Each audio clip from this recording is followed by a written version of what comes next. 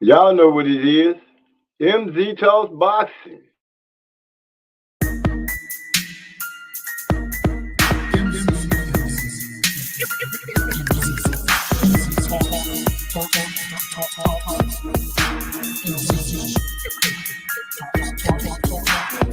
Let me make this abundantly clear.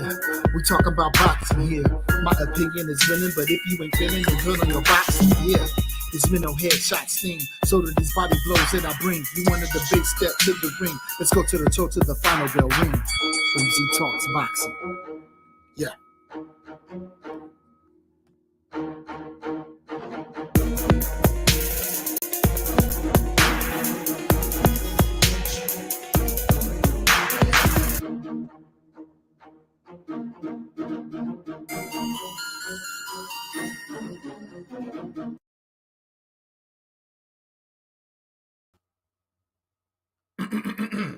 Is this thing on? Is this thing on? Well, now, it's a lot of stuff to be cooking on today. I got to sit back and get myself into the groove of things because, man, I've been tired. Working hard, pulling these shifts, working all night, going to meetings, not getting sleep. But I'm here. I'm here to talk to my family. I'm here to talk to my family, kick it with my friends, my newfound brothers and all. I want to say shout out to Marlowe's Corner and those guys for doing what they do. I missed the show, but I will be catching it later. The Rise Podcast been doing this thing lately. I want to give a shout out to them. Who else was it that I wanted? It was somebody specific that I wanted to call out. Oh, Rashawn's Bout Time Boxing. I got to give that man some love. He's been over there doing this thing, trying to get things together and just make things work. So I'm gonna get my gas together, get my Stella Rosa together, so we can sit back and kick it and talk about some things. Cause right now there's so much information coming out. That boy Blazinga, how you say his name? I can't say his name right. The boy that bit the dude there kind of tried to put it on Mike Tyson, which was I was flabbergasted. I'm like, this dude really bit somebody in the ring today? But it is what it is. Y'all, like I said, y'all gonna have to ride with me for a second. I'm full. I'm trying to get my let me woo-saw a little bit. Breathe it in, breathe it in. The new background says All Day. All Day is the single that you guys have been listening to, and I want to let you guys know we have a release date. The release date is July 8th, 2022. All Day will be coming out from the track types. The concept of the song was dreamed up by my little brother Carls. Once he dreamed up the concept to it, we decided to run with it. So once again, just to let you guys know, we ain't been messing around. We've been working, and the first single will be coming out July 8th. July 8th, 2022. The single All Day will be available on platforms that play music that you can buy music from and such things like that. So let me be the first to tell you that is coming out.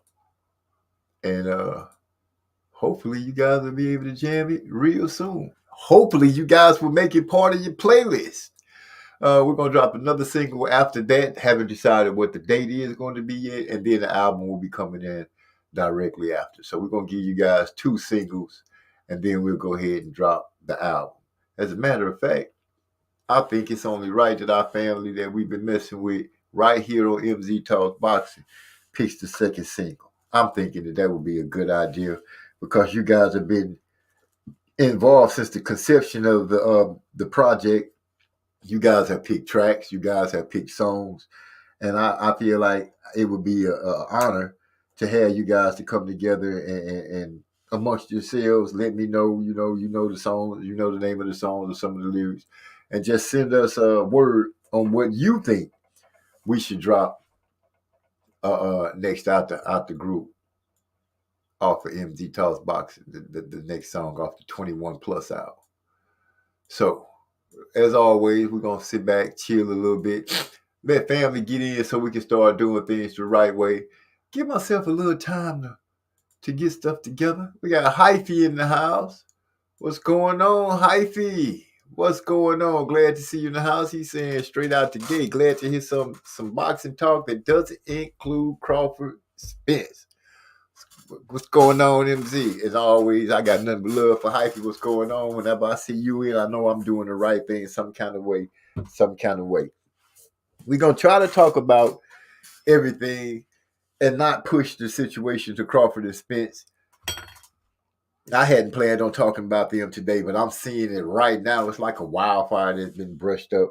And it's mostly about Floyd and not really about the two combatants. So I'm going to try not to even touch on that. I'm in a feel-good kind of situation here. I had a beautiful week. I've been going around the different channels just showing love to people that have shown love to us, making sure that I can show some support and give some support to those that need it. As you can see, I dropped a link in the description.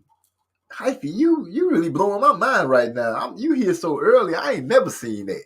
But I am so happy. I wonder if anybody even can hear. I'm tripping. Can you hear me? Anyway, let me go ahead and do what I was doing. As I was saying, I got my little gas together and things of such nature. I'm going to sit back tonight and just enjoy it and let things come as they go. If you got something that you've seen in boxing that you feel like should come to the forefront, put it into the chat and let's chop up about it. Whatever you want to talk about. But like we're gonna try to dodge around the big fight that we hope it comes. Berlanga fights like a 168 version of Anthony Joshua. He was rattled in the 4th round, and in the 5th he was looking at the clock. Is that the guy that bit the guy, or was that another fight? Because I've been hearing, I didn't get to see any fights this weekend, man. I didn't get to see any fights because my schedule had me so locked down at work that I missed everything. So my little brother called and told me about a fight that he saw. He's really not a big boxing fan, but he's just starting to get into it. He's strictly a newbie. Okay, so that's the same fight. Okay. So I'm gonna have to go and look at it so I can see what's going on about it. All I got out of it was, people was telling me, "Hey man, he bit the dude," and I'm like, for real? And somebody had said that he tried to blame Mike Tyson for it or the situation that Mike Tyson had when he did it, which is a whack ass excuse. You bit somebody and you blame it on somebody else. That's your nasty ass mouth that you putting on people. It's just my way of looking at it. You in a fight. Only a street fight should you be allowed to bite somebody because it's a street fight. Now, that kind of fight, you call those fighters surprise fighters. They might kick you. They might bite you. They might put you in the headlock. Hey, you supposed to get any or whatever comes your way in a street fight. But when you are being paid as a prize fighter, the only time your mouth should be opening is when you expelling breath, when you throwing a punch, or when the fight is between rounds when you need to talk to your corner. Other than that, your mouth should be closed. Biting down on your gum shield, as they call it across the waters. Over here, we call it biting down on a mouthpiece. Either way, biting somebody in the ring is retarded. Oh, I'm sorry. Did I say retarded? That's not politically correct. It's an insane move. It's a dumb move. It's a stupid move. And the adjectives can go on and on and on of what kind of move it was when it comes down to biting people. I'll come on if I can find my headphones. Keep cooking, brother. No problem, Hyphy. If you can get on, get on. You know you welcome. You welcome just like the rest of the brothers. Whenever you guys want to get on, the link is there. Always welcome. So with that, like I said, yeah, you're going to bite somebody. That's crazy. But what was exciting that I saw a lot coming on, man, I was so glad to see all the different fighters that was getting inducted into the Boxing Hall of Fame, those that was getting the fist. What was it, 3 different classes because of COVID has slowed down the fact that guys was able to get into the Hall of Fame. Roy Jones is in the Hall of Fame, Bernard Hopkins, Antonio Marco Barrera, Floyd Mayweather, man, they was named. Floyd really tripped out. He started crying. I was happy for him. I'm happy for him. I'm happy for all of those guys. To be a part of something that enshrines your name like, forever. It puts you to the masses forever. You're a part of history. You have accomplished in sports, to me, to make it to the Hall of Fame. That's the ultimate accomplishment. Yes, to win a championship is a great thing, but to cap it all off, the icing on top of the cake is to be enshrined and inducted into somebody's Hall of Fame. Baseball players, their dream is to make it into the Hall of Fame for baseball. Football players, same thing. Hockey players, same thing. Whatever sport you're in, you want to be part of that Hall of Fame, because that Hall of Fame class is something that sets you apart from every other athlete that played in your sport that didn't make the Hall, that might have didn't make gain a championship, that may never been on an All-Star team or got an MVP award. You have gathered all those things and made it to the Hall of Fame. And my hat goes off to each and every one of them. I didn't get the chance to hear all of the stories being told, but some of the stories that was told really were moving. And it was just beautiful to hear the way guys felt and looked at boxing when they were boxers, how they look and feel about boxing now that they aren't they don't box anymore. It was just a beautiful feeling. And yeah, that Hall of Fame thing, that's a dream come true, I'm sure, for many of those fighters. They got their roses, they getting their props while they're still alive. Roy Jones still breathing, Bernard Hopkins still breathing, Marco Barrera, he's still breathing. Who else did I see? Tony Tarver, he's still doing this. He's still breathing. To give these guys the accomplishment and the fortitude to be able to say, hey, these guys are the best, that some of the best to ever do it, and we putting them in the hall, and they still alive. You don't usually see that. We usually start celebrating the great ones after they're gone. And to celebrate them while they're still here, hey, that's what it's all about. That is what it's all about. And you know what? I'm going to go ahead and show you something while I try to get me a little something. I'm going to grab me some drinks. Y'all sit back and kick your feet up. I'm going to leave you with something called, what is it called? Show me something. Or show me something, show you something. We're going to show something somewhere, somehow, sometime. Like I said, if you got anything that you want to bring to the forefront today, my people, put it in the chat. We're going to cook on whatever you guys bring up. And we're going to see how long it takes for the channel to make a certain turn. But once again, I got to give a big shout out to Rashid's About Time Boxing channel. The man is has been doing his videos, and I think he's giving some good takes on what he does. So if you get a chance to go check him out, go check him out. And I believe that Marlo might have been the one who hooked me up to him and Trey X. So I went and checked him out. And the young man is doing his thing. And if you get a chance to go check him out, please go check him out. Till then, I'm gonna go ahead and hit you with some show me something. Y'all let me know what you think. We're about to show you something. We're about to show you something. We're about to show you something. Since they claim that we be from. I'm educated rapper, rewrite his verse like 5 times. Had his best friend standing around like 5 moms. Got your baby mama screaming, better call your ghostwriter. This nigga is here, fire and bitches, no liar. I make a move into the booth, they start to hesitate. I clear my throat, they start to meditate. But here's the truth, I'ma go ahead and rock it when it's time for me to start. Ain't no way that you can talk, ain't no fault. We're about to show you something. We're about to show you something. We're about to show you something. Since they claim that we be frontin', they baby in the club. The way the masses start to bounce, spin around the pool like a helicopter about to rain. They baby in the club, watch the way the weather start to change. Drop the track on track tight, watch the way the dollars rain. Before you know it, she got the thing all up in your face. And she's so close that if you breathe wrong, you might get a taste. Then you black out when you wake up in the morning. Now you stretching and yawning as you leave and the track tightens on. We're about to show you something. We're about to show you something. We're about to show you something. Since they claim that we be front and say, take it to the streets, okay, we can take it there. Let me be real clear, and then I don't play fair. Understand, I don't stop till I get mama, daddy, and baby there. Are we clear? See me that it's too late, and I ain't trying to hit you clean for your life with that wait. And over till your smooth muscles stop. And I don't walk away till your breathing is not. Your breathing is not. We're about to show you something. We're about to show you something. We're about to show you something. Since they claim that we be frontin'. Now, am I tripping or am I tripping?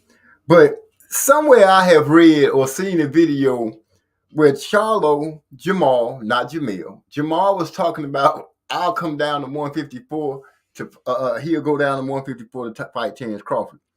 And I believe Crawford tweeted or something like that, you know, he believed he will. But it was a lot of like the laughing, crying emojis before that. And then he said, I believe you will come down to fight me. But your brother still, you know, that girl thing, that V, that slit, that taco that everybody trying to get. Everybody, if you a solid brother that's loving the women, now everybody might not want that taco. Well, you can understand why. But I'm gonna just leave it at that. I look at it strange that, hey, you could speak up for the smoke to move down to 154, but that 168 division, you still won't speak up on that like people want you to. Now, I'm going to give my view on it. I'm going to say, listening to Jamal Charlo speak in the past when he kept saying, I'm not a 168 pounder, you know, when it came down to really dealing with the smoke from Benavidez and stuff like that. He's still willing to fight Canelo at 168, and he'll fight Benavidez from what they were saying if Canelo was on the plate. I'm gonna just be honest. I think in his mind and way of thinking, he's like, oh, I'm a 154 pounder anyway. I can go back down to 154 to fight Terrence Crawford, which I don't think he needs to go down there and do anything. I think he needs to start trying to handle his business and finish growing, working on his legacy and trying to get his name in fights that mean something that matter. Bruce Goes, I'm sorry, I keep saying Bruce. I'm so used to saying it like that. Bruce Gas, Boxing, Jazz, and more. Salute my brother in Musically Zone Talks Boxing. What's good with you, Bruce? How everything going, man? Remember, you got the number already and everything, so if you start getting low on the candle or something, let me know. I get in the kitchen and cook up some wax for you, baby, and get it sent out there to you and your beautiful wife so you guys can enjoy the aromas from H.W. Weeks. Now, with that being said, what you guys think about, you know, Maul making the statement to go down to fight Terrence Crawford? Not speaking on the big fight between those guys. I'm just bringing it up because Maul, from what I've seen, it come across my screen, and I'm pretty sure it come across some of you guys' screens too, that he was willing to fight Crawford and go down there and do that. I'm thinking that he should have just really stayed out that situation because if I was to say, if you wanted to look at it a certain way, that could bring a lot of people to coming in and saying, what is he talking about? He got stuff going on his own that he should be taking care of. According to Ronnie Shields, this is by word of hyphy. According to Ronnie Shields, primary boxing outlet, Charlo was doing bad with sparring, and Ronnie felt it was right to delay the fight for Charlo's best interest. The fight that he pulled out of where they say he hurt his back, if that's what's going on, wow. I can see how that could happen because in so many ways, the older brother, you know, Maul doesn't look as hungry as he used to look. He doesn't seem as driven as he was. You know, it's almost like, you know, he got a championship in one weight class and he, you know, moved up. He got, you know how he got the belt. But it seems like he's kind of comfortable. You know, I'm pretty sure that he's become rich. You know, they made sure they let that be known. He's become rich. And I just think that, you know, what was the statement that everybody that was saying that Marvin Hagler said is when you're sleeping on satin sheets, it's kind of hard to get up, or sleeping in silk sheets, it's hard to get up and go run miles or something like that. Y'all know the quote. And I'm thinking right now that might be the bug that has bitten Maul when it comes to boxing, because he just don't seem to be he just don't seem to be as driven as he was when we first seen him. It looked like a little bit of the look like his barking took a couple of tones down. He's not barking and biting at people as much as he was. Now Jamel, on the other hand, shoot, he finna. I think he's setting prime, ready to start running the 154 division. I can't remember whose video I was listening to. They were saying that he's probably sticking around at 154 to see what the outcome of Crawford and Spence would be. So if Crawford wins, he would stay at 154 to fight, and if Crawford lost, he probably would move up. I don't really know. I don't really care. What I do care is that if he's getting ready to fight Tim Tszyu, Costa Tszyu's son, I'm excited to see that. You know, they've been having some banter going back and forth. I'm excited for the simple reason the undisputed champion, whether it's a mandatory fight or whatever, you know, is all his fights are going to be pretty much mandatory now. He got all the belts. So any fight that comes in front of him, I'm in front of Jermell Charlo, that is, I'm going to be willing to watch for the simple reason I want to see an undisputed fighter step in that ring and defend all of the belts. All of them. Now, it's been a lot going on about this pound for pound list and people not being put on the pound for pound. And as a fan, I really don't give a damn. Because as a fan, I got my own pound for pound list, and my pound for pound list trumps everybody's. Just like your pound for pound list will trump everybody's. Doesn't matter whose it is and how much information they have behind it, unless you have some substantial things that you're going to judge it on. It's pretty much a popularity contest of who you like the most and who you like the least. I surely would never, ever take a list that ESPN put out as a pound for pound Bible or anything like that, for the simple reason ESPN just been showing they behinds. They changed Lomachenko's record back when Wilder and Fury was fighting. They tried to make us believe Lomachenko was undisputed. And then just a few weeks ago, when Devin Haney was over in Australia, they decided to try to pull the wool over all of the people's eyes again and place Teofimo Lopez and George Kambosos on the undisputed list, which we all know they want. But that's ESPN, the world leader in sports. You know, I want my ESPN. And now look how they doing to people. In the sport that we love, they pulling the stunt. You know, I don't know what they're really doing in basketball, baseball, football, or soccer. I don't know what they're doing with that. But with the sport that I'm intrigued with and obsessed with and love coming on here to talk to you guys and listen to you guys, they messing it up. And that's what I have to say about that, man. They messing it up. Salute to Trey X. He say, salute, OG. I'll try to get on when I get to the house. You know the door open. You know, the door is open. If it ain't, it's a key up under the mat. Y'all know how to use it. So, I'm not feeling ESPN with the way they're trying to do things and move things. But it is what it is. You know, what we're going to do, argue about it. I did check out Paulie Malignaggi. I finally said his name right. I checked out his interview that he did with Shakur Stevenson. And it wasn't bad or anything like that. Paulie didn't try to, in my opinion, push the Lomachenko thing or push. He didn't, you know, say anything dumb. You know, I went on there expecting him to say something out of line or dumb. But Shakur, you know, he went on and he said some things that rang true and loud. You know, he brought up the fact when Paulie was saying, well, you know, Top Rank is pretty good with making stars. I never been with Top Rank, but Top Rank had Floyd Mayweather and he named different people and said they became stars and some of them became bigger stars, bigger than promoters. Well, some people could say, yeah, Top Rank makes stars. Or you could look at it and say, you could look at those people and see that they were going to be stars and Top Rank just got lucky and ended up with them. And at the time, I don't think PBC, when they had Floyd and Oscar, PBC wasn't around. Not that I can remember. If I'm wrong, somebody let me know. So, yeah, they had access for years. You know, Top Rank's been around for years. He dealt with Ali and Don King. You know, when Don King was a powerful promoter, Bob M was right there with Top Rank. So yeah, of course, Top Rank's been around for a minute and they've dealt with people, but as times changed, they didn't. And Shakur made a great statement. He was like, they had Manny Pacquiao and Terrence Crawford there, and Crawford never got that fight. You know, and so that lets me know that Shakur is aware that, you know, how things go. But he also said, you know, if they was to bring me Lomachenko right now, I'd sign that fight. And Paulie was pretty much trying to make it seem like, you know, Lomo is obsessed because I worked some of his fights. He's obsessed with being undisputed. No, he's not.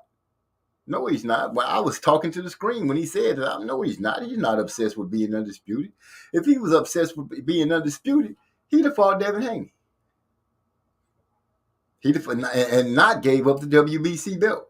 How are you obsessed with becoming undisputed and you're giving belts away? That does not make sense at all. You can't make it make sense. You can't give me enough drugs and then try to hypnotize me into making me think it makes sense. So that's crazy. Let me go down. Hyphy says, even hardcore boxing fans get pound for pound wrong because they don't understand the concept of pound for pound. People need to do their historical research before even speaking on that concept. Well, Hyphy, I can agree with you on that. A lot of people don't really know what pound for pound is. They just feel like my favorite fighter is the best. He should be number one. Well, you know, my understanding, pound for pound, is if you take a dude that's 130 pounds and let him have his same skill, same speed, power, and move him up to a heavyweight, he'll still whoop a heavyweight. Move him to a middleweight, he'll whoop a middleweight. Wherever you put him at, his determination, skills, and tools will take him to a victory over whatever challenges put in front of him at whatever weight class. This is my understanding of it, and which makes me say it's almost impossible to say that you can really say that unless you see those fights. And I guess really the only way to really, for me to be on a pound for pound list is to actually go through and whoop some pound for pound people. Literally. Not figuratively, but literally do it. Go get it done. So for right now, I'm going to stick with the fact that people are looking at it and they putting too much emphasis and importance to it, in my opinion. You know, so many belts, which I'm understanding. I've also heard rumor about the belts. I think it's, who is it? The WBA? They got the super champion that they're supposed to be coming together to had those belts fought for and consolidated, because the United States, the boxing commission that helps enforce the Muhammad Ali Act is speaking up and saying that they got to get rid of some of these belts because they circumventing, going around the fact that everybody's supposed to get a chance. That franchise belt, for instance, is going around the Muhammad Ali Act because it's not making that person have to be able to fight a contender or fight the number one challenger of that belt. Because if you don't have a mandatory and you get to go fight whoever you want to, yeah, that's bull. The guys that deserve a shot at those belts or at a chance to become a champion are not getting that chance to do that. So I hope that boxing commission does make these other commissions get right and get rid of some of those belts, because you know it would make it easier for one Jaron Boots Ennis to get a shot at some things, and any other guy that you find as a favorite fighter of yours. You know what I'm saying? I don't know who your favorite fighter might be, but the guys that you think that deserve a chance, if they're going up a list and they have to fight their way up the list and they finally get to the top, and the next thing you telling them, oh, that guy has a franchise, you know, he can go fight whoever he wants. He don't have to fight you. He can go and chase the mega fights. And I haven't seen a mega fight with a franchise belt yet. Now, if I'm wrong, somebody please let me know. But I have not witnessed one mega fight with somebody holding a franchise belt. And the only people that's been holding them is Canelo, Lomachenko, Teofimo Lopez, and the Emperor dude that just got beat up by Devin. Kambosos. None of those fights that these guys have had has been what we consider a major drag out, slobber knocker, superstar, star-studded fight. We just haven't seen it. That belt is trash, and I hope that these people really do what they say and make them consolidate these belts so we can really start seeing the better fighters fight the better fighters, meaning the best fight the best, because that's what everybody claims they want. But then when you start listening to some of the conversations, that's not really what they want. They want to be able to just dance around and do whatever.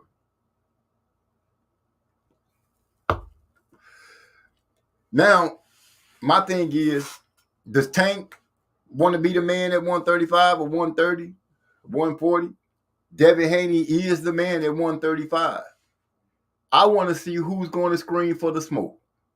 We got a certain amount of time we have to wait for George Kambosos to activate his contract. I'm hearing on one side of my desk that he's going to. I'm hearing on the other side of the desk that he's not. A lot of people are in agreement that they don't even need to see the fight again because, George Kambosos, really, what is he going to bring to the table differently to beat Devin Haney? We pretty much seen him get washed in the first fight. Now, as much as this is going to taste like dirt in my mouth when I say it, but it's the same concept that a lot of people had with the Big Snowman and Deontay Wilder. Some people were like, "Oh, that fight, we don't need to see it again because we saw that we saw that Fury overtook Wilder in such a way that we shouldn't have to see it again." Well, I don't see it like that. If Devin has a contract to fight this man again, and that man wants that smoke again, then Devin, by all means, get that money and beat him up again. But this time, if you see the opening where you can go in there and beat him up worse, then do that. But be smart about it. Forget what the naysayers say and what they have to spit out and run with what you do. Don't run yourself in there and put yourself in a dangerous situation where you can get clipped or knocked out. Box, because that's what you are. This sport that we are watching is called boxing, not slugging. It's not a slugfest. It's a boxing match. And I like to see a boxer. I love to see a knockout. Don't get me wrong. I love to see a knockout. But I will sit in front of a fight and watch 12 rounds of somebody who has great defensive skills, great boxing technique, great countering and all that. That's the kind of fights I love to see. So if we have a choice, and you say, would you rather see a knockout or you rather see a great boxing match? I would love to see a great boxing match. And if it had a knockout in it, then so be it. But if it doesn't have a knockout in it and it's still a great performance, I'm going to sit there and enjoy that a lot. I have sat down and watched plenty fights from in the past that were just great fights that didn't end in knockouts, but you could see most definitely that the person that won, when there was no fugaziness going on in the situation, was a great thing. I'm going to jump in the chat and it says J1 Pro. I started watching ESPN on 2014 Worldwide Leader in Spain. Leader in Spin. I say Spain. Yeah, you're right. Worldwide Leader in Spin. They're going to try to give it to the people the way they want it. And I just can't feel it. And J1 Pro also speaking to Hyphy and Trey X. He's saying, what's good? Salute. And, I don't even have to say my name. Good salute. What's up to you? And all that. Good love. Good love. Got this good gas over here. A good strand. I can't remember the name of what old girl told me it was, but I got it. And I'm loving it. And I'm sitting here.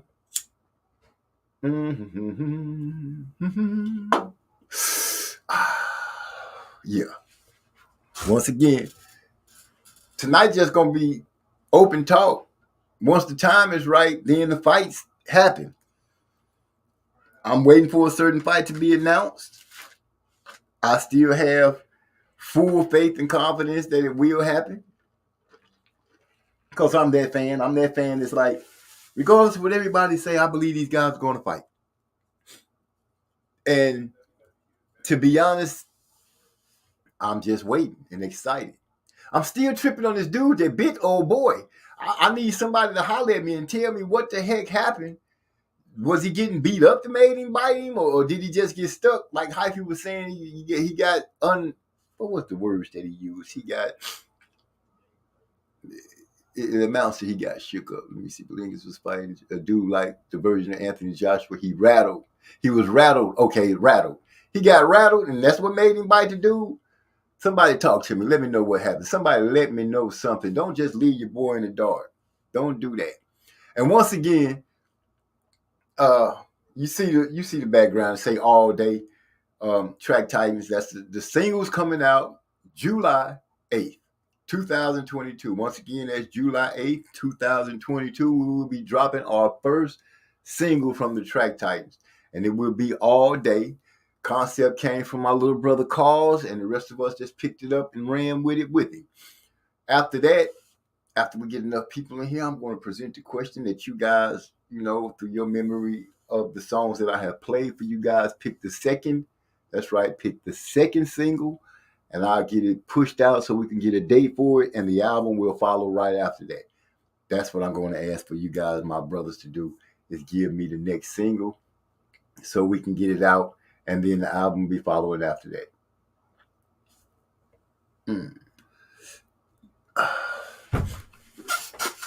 Damn boxing fans, damn boxing pundits, all these people saying the wrong stuff.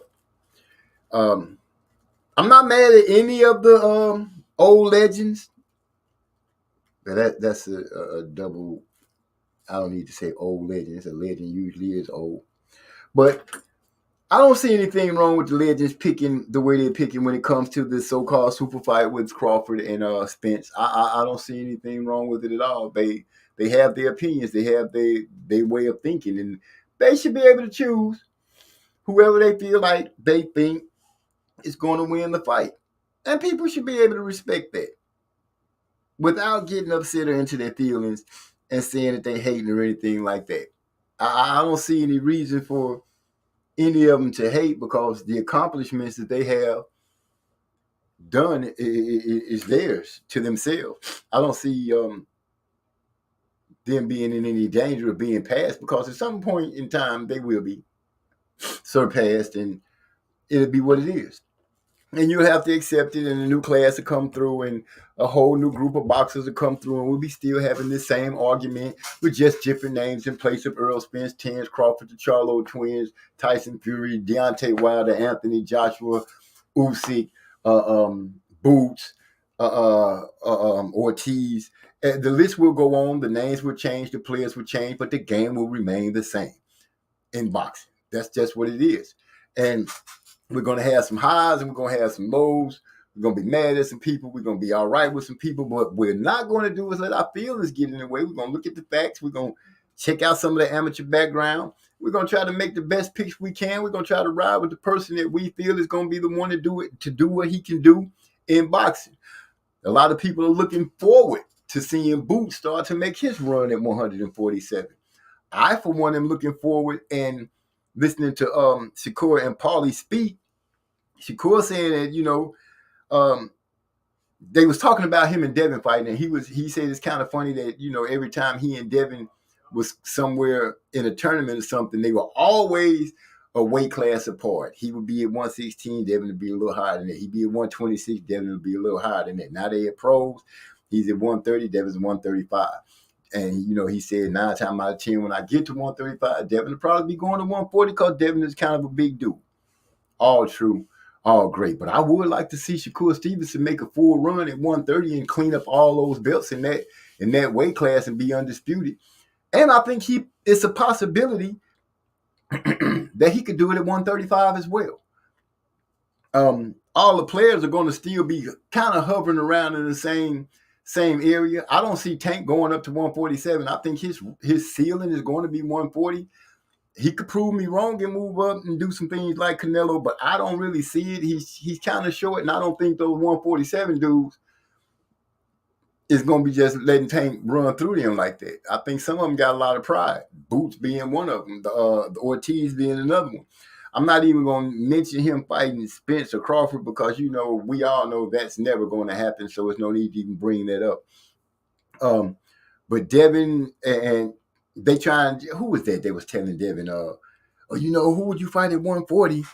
Let the man be at 135 right now. Let him defend that belt at 135. Even though I know he said he was gonna move up, but it's a couple of fights that he want to have there. Let him have them. Quit trying to run him up there to face Josh Taylor, because that's the only person at 140 right at this moment right now that's worth going to see. And forgive me for saying that, because I don't want to disrespect the other fighters. They are worth going to see. And if you on a road to become champion again, then you want to see all the smoke.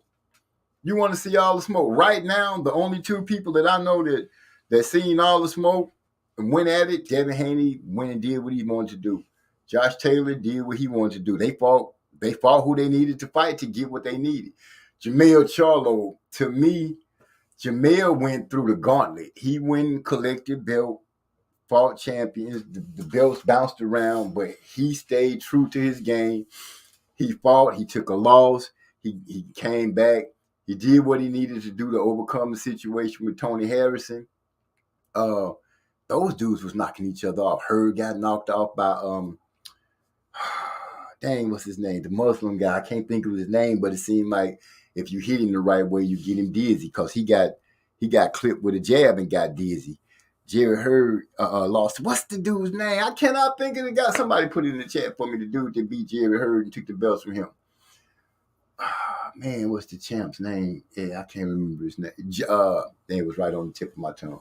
Well, anyway, those guys was knocking each other off. Those belts had moved around, and we got to see those belts move 1, 2, 3, 4, at least 4 times.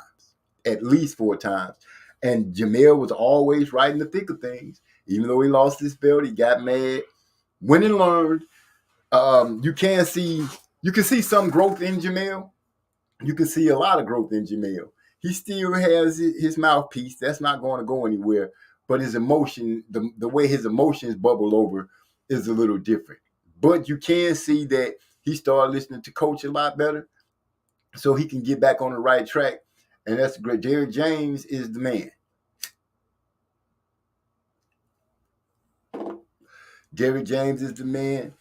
And as long as I believe, long as Charlo and Spence follow the game plan that he lays out for them, they will be winners.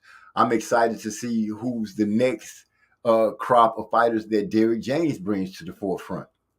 I want to see what else. I want to see how many times he can do it. I want to see, we as fans have crowned him as a trainer of the year on more than one occasion, and I believe he deserves it. But I want to see him keep pushing that and keep pushing that. And I'm sure you guys agree. You want to see these number one trainers keep on doing their thing with these good fighters. But the best thing and the greatest thing for any of us is to be able to see them all fight. That is the greatest thing of all. And to have seen, like I said, Usyk, Taylor Gang, Devin, Terrence, to see those guys have become undisputed, it's groundbreaking to me. It's great. It's great. Even though it's a 4-belt era, it means that they have to go through a lot more than the first champions in the 2-belt era, the 3-belt era. It's gotten a little harder. But I'm hoping that the council from the United States go ahead and make these guys, hey, y'all need to get rid of some of these belts and quit trying to circumvent the Muhammad Ali Act. Let's get this shit together. All those that agree, here. All those that don't, well, what can you say? I'm not here to kiss no ass about it. I'm just here to say what I feel. I'm kind of like ranting today, fussing, complaining, enjoying that all those guys. Let me just check something real quick, just to make sure that this is right. I'm not gonna pull out no fancy what's the word? I'm not gonna pull out no fancy graphics and all that, because that ain't what it is. I do have a couple of terms to make in the situation of how things have been going.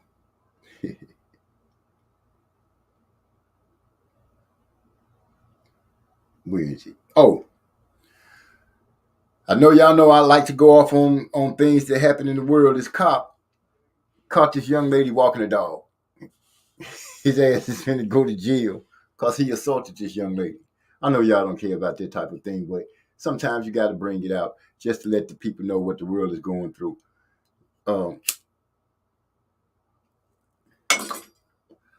People are cold these days. Where I work at, they do a donation for those children that were shot in Uvalde for the school shooting that took place in Uvalde. And, you know, you got to be a cold, heartless person when somebody say, would you like to donate to the children? And the first thing that come out your mouth is fuck those kids.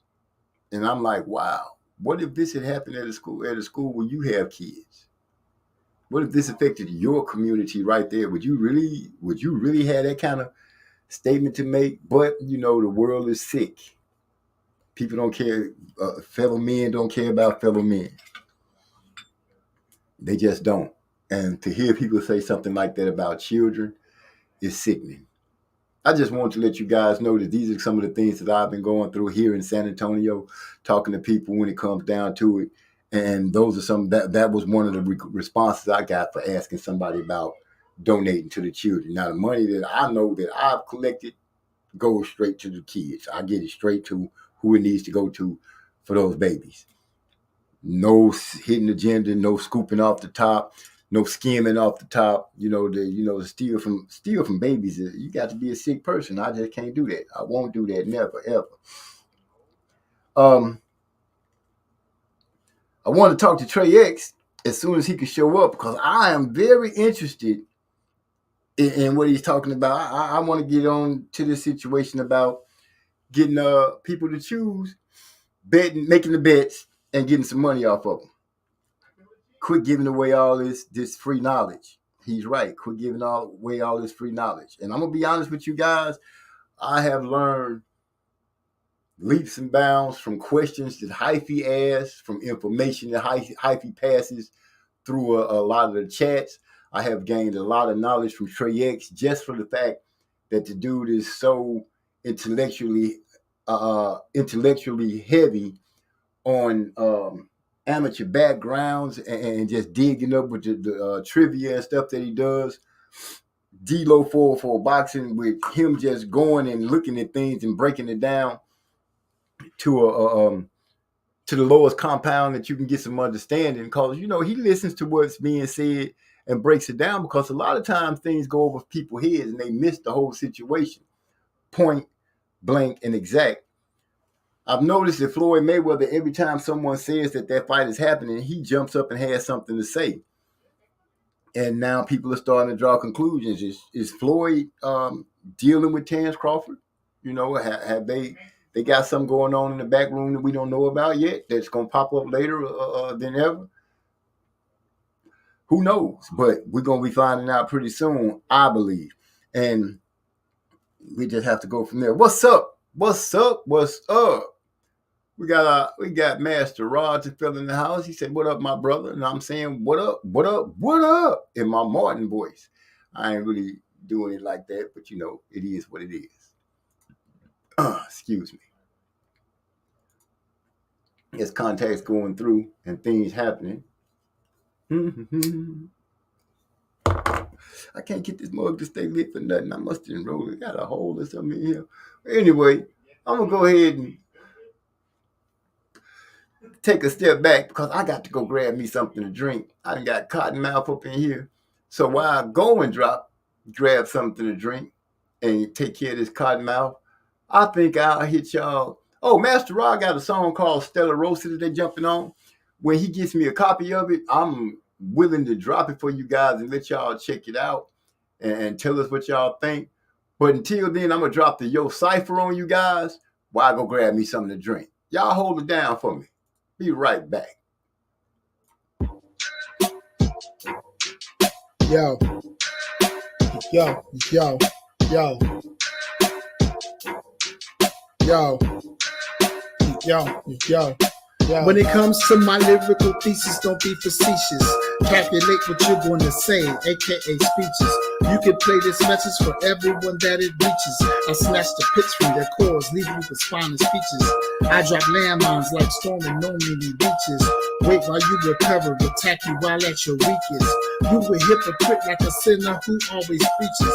Talking about the Lord, but you really don't know who he is. We is judge and jury, fuck what your plea is. Stand trial, but C4 planet right where your feet is. Click the button, kaboom, blow you to little pieces. Have the courtroom smelling smelling like burnt flesh and pieces. Jesus, ordering court, just crawling recess. Trying to understand if you witness the shit that we just. The people upset cause that shit was kind of egregious. I've been over the top ever since I was just a fetus. Yo, Yo, yo, yo, yo, yo,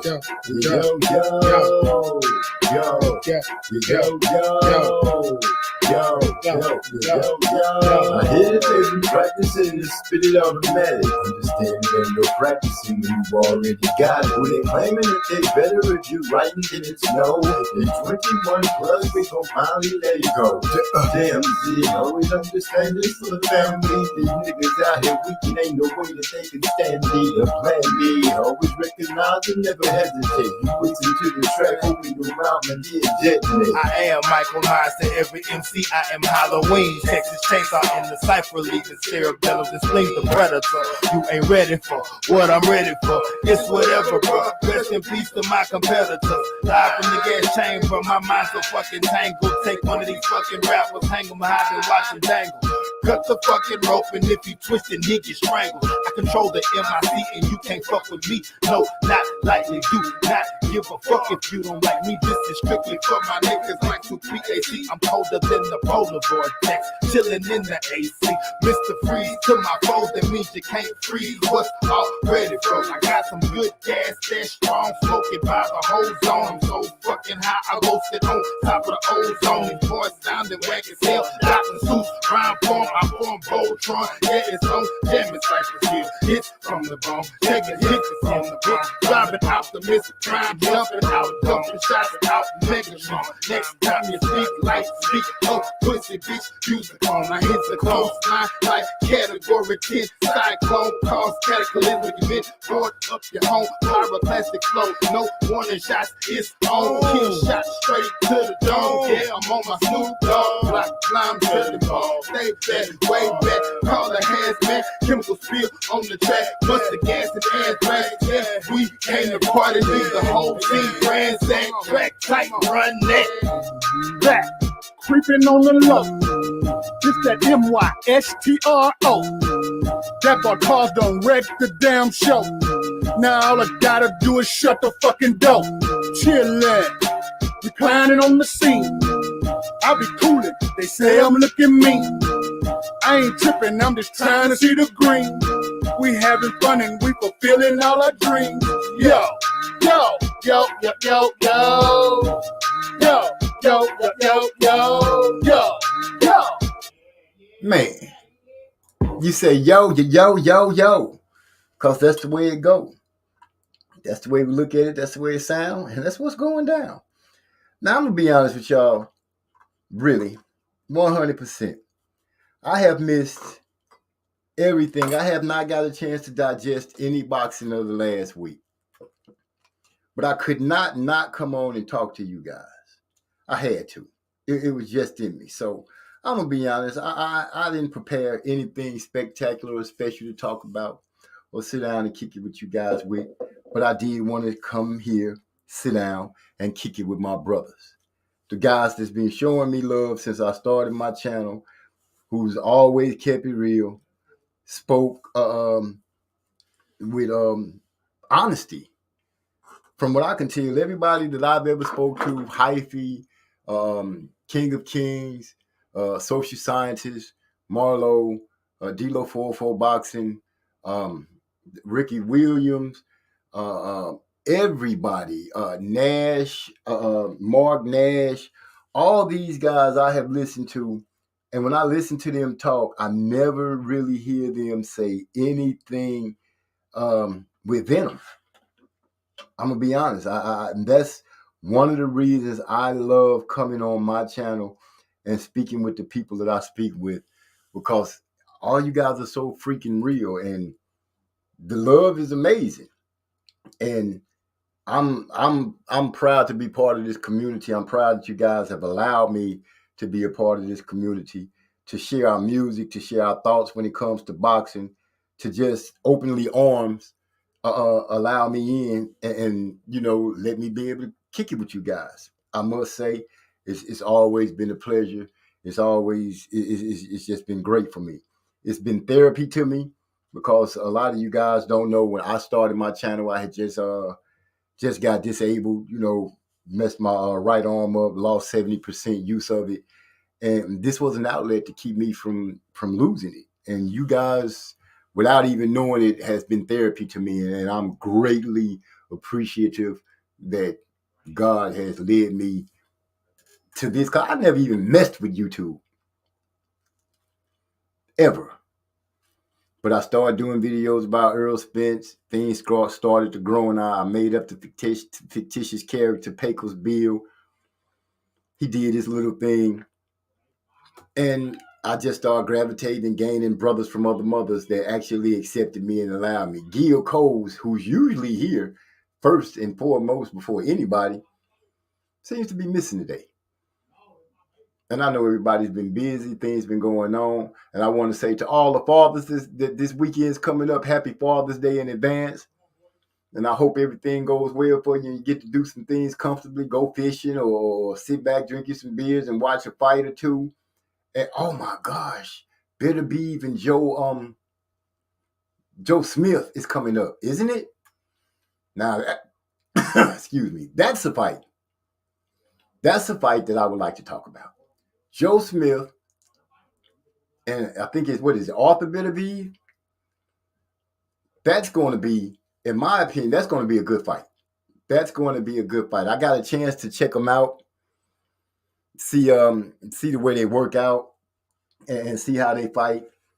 And I'm excited to see who's going to take that. I'm gonna be honest and straight up real. I'm gonna go with Bitter Beef, Arthur, over Joe Smith, and it's just a preference of mine. It's from the way I've seen them work, the things I've heard them say, the way they overcame things. Because Joe Smith, I think he's a good fighter, great fighter. I listened to him how he lost to Bivol, and the other fight that he lost. But when he lost to Bivol, and he was in his second fight when he was in his fight to win his championship, I listened to how he said that he was going to the corner talking about he didn't think he was gonna make it. So his people had to tell him, dude, we ain't gonna never be here again if you don't step it up right here, right now, and go out here and take this belt from this dude. We're not gonna get a shot at this championship again. And he showed me something that he had it in him to go ahead and go out there and persevere and take a win. Do I think he's going to be able to do that again, Arthur? I don't know. I say he has a 45 to 50% chance, but I think Arthur is going to, just looking at Arthur and looking at the way he trains and seeing how he's doing things, that's going to be a hard plate to break. Arthur seems to be a good-footed boxer, decent defense, combinations, power. I think that it's gonna go. I'm taking Bitter Beef over Joe Smith. Now, if anybody thinks I'm tripping, let me know. But I'm looking at Bitter Beef to beat Arthur. Speaking of Gil Coles, and then he comes in a couple of seconds after we speak his name, just like Candyman. Say his name 3 times and pops up. There he is. He says, salute OG, salute to the chat. Salute to you too, my brother. Glad to have you in. As always, you guys hit the like button for me. Tonight is just one of those free nights. I could not, like I said, I just could not come and deal with you guys and speak to you guys. I just had to. That's why I'm here. Once again, the panel is open. You guys know what the doorbell, the key is up under the mat. Don't even worry about it. Just grab it and walk on in. I'm waiting for you. I want to see what everybody has to say about anything that came up this weekend that I've missed. Today I'm asking you guys to help me. Help me get things straight. So if you know something that I don't know, and this week y'all know a lot that I don't know because work has had me, man. I've been coming home, falling straight to sleep, waking up and going back to work. I missed the show, Marlo's Corner last night, which I will be watching tonight as soon as I get off of here with you guys. And enjoying what they had to say, because I missed all that. I mean, I've been missing y'all, man. For this all last week, I missed y'all. I missed my brothers. I missed being able to talk to y'all, hear y'all voices, and just communicate back and forth. So I'm here tonight. They trying to change my schedule. I'm fighting with them to keep my schedule the same so I can keep showing up like I need to, because I don't want to have to jump around on different days. And I do want to let everybody know, social scientists, I don't know if you want me to call him social scientist DeCane. He's supposed to be coming up and starting his online thing and his show. And I want to make sure that everybody knows it and make sure that we go check him out and support that brother like he supports us. So let's, make sure you have your ears on so we can subscribe to him, and make sure we have the bell icons on so we can go over there and support him when he starts popping up and giving him blessings and helping him grow his channel and do what he needs to do. Start spending a little more time with D-Lo 404 Boxing, fellas. I know everybody be trying to get all their boxing in up under their belt, but I'm going to suggest, hey, get your main ingredients for your plate, get your main your entree from your inner circle, and then go and get your side-ins from outside. Go get your side-ins for things that you think you might have missed and stuff like that. But support each other, man, because that's what it's all about. We can't grow unless we support each other. Put the call out to your fans, to fans that may be your fans, that's possibly thinking about becoming your fan. Put your brothers in their ears and let them know that, hey, there's some good stuff out here for you to check out. Let them know about the fights that be called by Trey X over there on Marlowe's Corner. Whether they hate it or love it, at least put it in their ear so they'll know. Give them a chance to make up their mind, because that's the only way to get us to growing. We over here at MZ Talks Boxing, y'all know we heavily in making music. If you need music for your channel, intro music or whatever, holler at us and let us know. Don't hold nothing back. Ask us, and we are willing to help you guys and do what we need to do.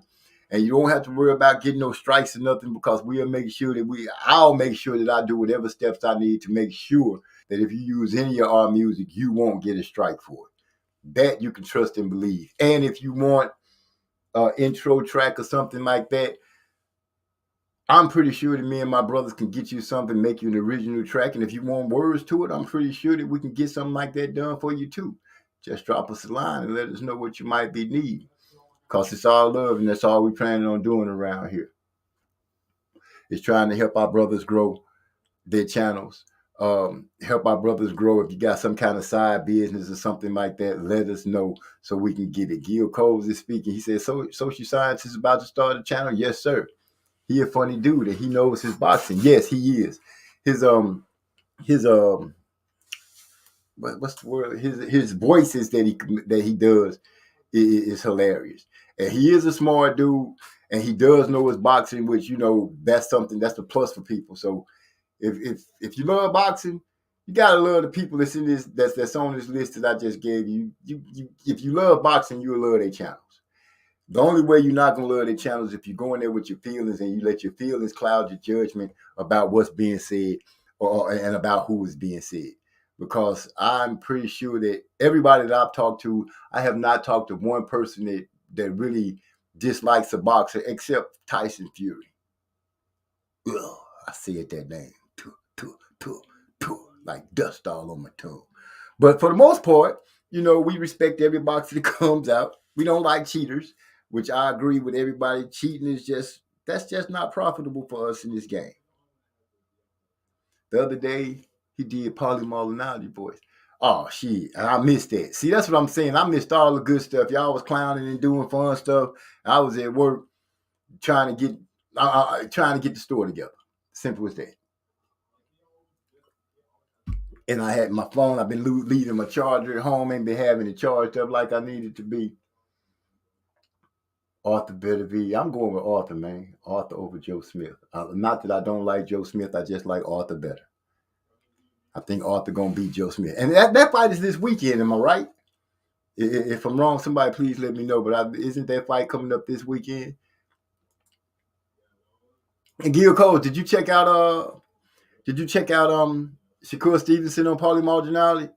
I'm missing Paulie's TV podcast. He spoke with Shakur Stevenson. It was a pretty decent interview. Paulie had the speakers kind of crazy. The sound was kind of off a little bit, but other than that, I could hear and understand everything that was being said. And I think Shakur Stevenson gave a good video, gave some good information on what was going on and the fights that he would like to have and who he thinks are the top fighters. I think it takes a big man, a big man to stand up, especially in boxing, and say the best people in this certain division is Shakur Stevenson, Tank Davis, and Devin Haney. They are the three best. I was talking to my daughter today. She brought up Ryan Garcia. She was like, Dad, Ryan Garcia is kind of like getting on my nerve. And I had to ask, I said, what do you know about him as far as boxing? And she said, I just know that he's, he real popular from Instagram and stuff like that. I really haven't seen him have some great fight. Gil Cole said, yeah, that fight is this weekend. I got Smith Jr. for the upset. Well, Gil Cole, it look like you and me are bumping heads once again because I'm going off the bit of Eve. And I think he's going to take Joe Smith. And look who made it to the crib, used the key like he said, like I told him to do. Boy, Trey came in the house through the back door, snuck in on us. What's up, Trey? What's going on with you? Yeah, salute. OG, what's going down with the chat? Man, up in the building. Everybody chilling. We just sitting back. I'm honest. I ain't really playing no show today, but I did have it in my mind not to let this slot just go bare. Got to stay consistent with it, OG. That's right. I'm coming out here. Work been killing me. I've been sleeping a lot. So I decided to open up the door and let everybody know, y'all help me this week. Y'all come in and talk to me and tell me what it is that I missed. I've seen all the hoopla about the Hall of Fame, and I'm excited because all those people that went in there, a lot of those are some fighters that I grew up watching and enjoying, to see Bernard, Roy, and all those guys getting in there before they're dead and washed up and super old and wrinkly and can't hardly move. To see them getting recognized and honored right now is a big plus. Absolutely, man. It felt real good for me. I said it on our channel. That just felt good because those were my heroes when I had first started boxing and shit. You know what I'm saying? When I was like a teenager, I had Roy Jones, Sugar Shane Mosley, Roy Jones Jr., and James Toney, and they all went together. Right. You know what I'm saying? Couldn't have planned it no better. Right. I'm excited about it. Like I said, I'm excited about it. We got a lot of buzzing coming out of it because a lot of people took things, they feel and got into it because the legends are picking against Spence. And that's okay because that's, they get a chance. That's their choice. They get to do that. Oh, my bad. Go ahead. No, go ahead. Because I was gonna say the only thing that the fighters can do is fight and prove them right or wrong. Yeah, and then at the same time, I mean, it is a little bit of social pressure for them to back the guy that's actually there at the event. Like, I'm not gonna get mad at their opinion regardless, but it kind of makes sense to me. I mean, just stylistically, the type of sophisticated fighter that Crawford is, I can see them gravitating towards him. And plus, he was actually physically there. You know what I'm saying? So it might be some social pressure on them to root for the guy that's actually there with them. You know what I'm saying? Yeah, I could. Damn, I fucked up the blunt. Yeah, I can feel it. I can feel that 100%. I saw a video of Spence running up this hill with some dude filming him. I don't know if it was a cameraman, part of his crew or something, but the dude was like, "Man, look at this dude. He out here working." The incline to the hill was pretty steep. And Earl was running up that hole, and old boy said he done ran around this mode like 4 times right now. I don't know when the fight date is, but I do know that this dude is putting in work right now. So, Spence is staying on it. But what the thing that seems like to be a cog and everything is all of a sudden Floyd Mayweather seems to be trying to embed himself into this fight. Yeah, because Floyd not stupid, man. Floyd is going to attach himself to anything exciting to keep himself relevant. You know what I'm saying? So yeah, that I'm not surprised by that at all. Yeah. Do you think it's a possibility that he might talk Terrence into signing with him? I have no idea. I mean, I have heard him say some positive things about Crawford and express some support for him, but I'm not the guy when it comes to who's signing with who and all that shit. You know what I'm saying?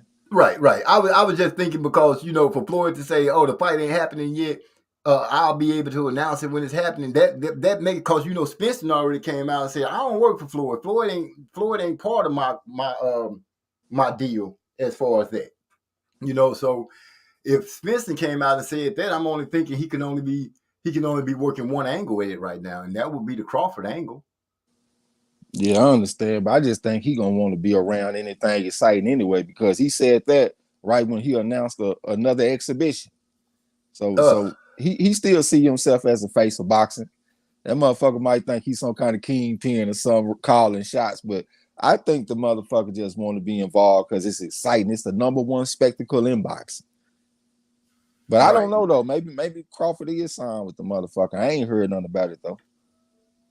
Okay, now I'm seeing Casually Social. Who the fuck is that? Nah, hell no. Don't let nobody in. You're gonna have to cut your camera on and let me know that it's you pimping. Casually Social. Yeah, you know, Social Science to be changed his name up. He done went out again. Yeah, go to the chat and let me know something, because that threw me off right there. I ain't opening up the door like that at all. Hell no. Nah. You can get in the house, but it's a back door still. You know, one of those porches with the screen. You come through the first screen, you can't get through the main door. That's reserved for family. Yeah. So who you got out of Joe Smith and Arthur Better B? Man, come on, man. You already know I'm taking Better B. Amateur background, 395 and 5. Over there, he was ranked number 1 at heavyweight when he was in the amateurs. Right. You know what I'm saying? He was whooping everybody's ass. The only person that beat him was when he was at the top was UC. I know he done took 5 losses, but I'm just saying when he was at the top, ranked number 1, the only person that knocked him off was UC. I think that might have been at the AIBAs or something like that. But this guy is not your typical fighter, man. He whooping ass all over the world and shit. God damn, I just heard some background noise that just threw me off, man. Y'all know how I am, man.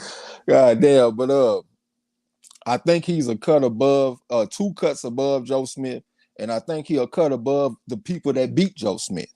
So I just see him going out there stopping Joe Smith, and Joe Smith got a weak chin, like a weak jaw. He done got his jaw broken twice in fights, and one time he got his jaw broke by a scrub. So he got somebody that's a monster coming in there this time. And then like Joe Smith, people like him, man, they don't be at the top. This dude is a working class, blue class type of guy. Most people like him don't be at the top fighting for championships. And I think he been getting along like in a little bit of a deceiving type of way, because he beat Bernard Hopkins, but he was damn near 50. He beat Eliada Alvarez, and he was about 40. He got some decent wins, but like I said, it ain't like he out there beating prime type motherfucker. His best win might have been, was it Sullivan Barrera or some shit? I don't know, man, but I know that he ain't fucking with Better B. Got to take him by knockout. Hey, I'm with you on that. You know, Gil Coles is opposing us. He said he taking Joe Smith with the upset. I think he gonna make a mistake with that pick. I told him we head button right now, and I'm going with Arthur myself. I'm going with Arthur because I checked out, you know, I've been checking out that little show that they have where they showing the fighters do their things and stuff like that, and they talking to them. And one of the things that got me is that fight that Joe Smith, when he did win his championship, how he has spoke about, he had went back to the corner pretty much ready to give up.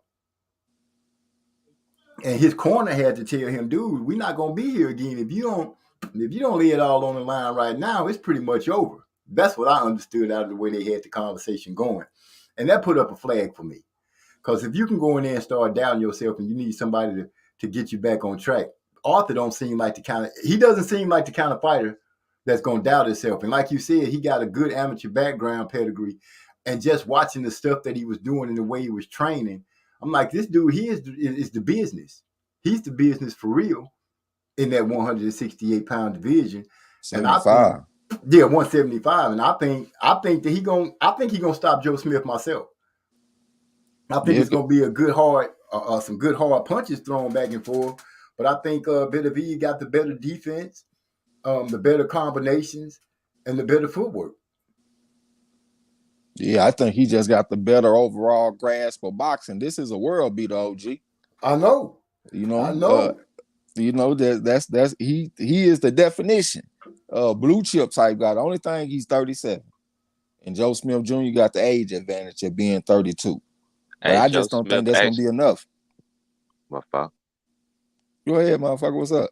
Yeah, Joe Smith actually lost to Sullivan Barrera. Did he get his jaw broke? No, he went down in round one. I'm just looking at BoxRec, but you were saying that you think his best win was Barrera, but I was looking at BoxRec. He actually lost to Barrera. So. Who was best win? Was it Bernard at Uh, 49? yeah, that or like Eliot Alvarez or Alvarez. Maxim Vlasov. I don't know if he count. But, Yeah, I don't mean, Vlasov's style just so goddamn raggedy to me, bro. I'm not impressed by him at all. yeah.